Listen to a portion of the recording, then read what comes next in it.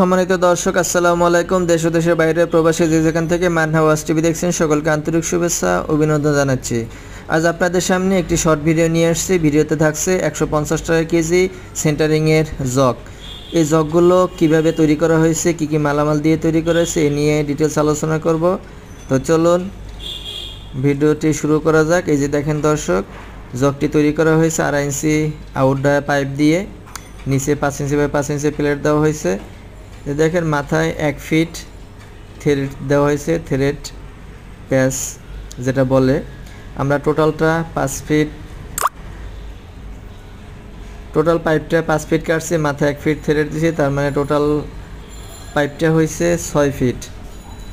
এগুলো পাইপের থিকনেস দেওয়া হয়েছে 4 মিলি মোটা, নিচের প্লেটগুলো 5 মিলি মোটা দেওয়া হয়েছে। এই ধরনের জগ যদি আপনাদের কারো প্রয়োজন হয়, ডেসক্রিপশন বক্সে নাম্বার দেওয়া থাকবে, যোগাযোগ করবেন। ভিডিওটি ভালো লাগলে একটি লাইক দিবেন, কমেন্ট করবেন, শেয়ার করে অন্যকে দেখা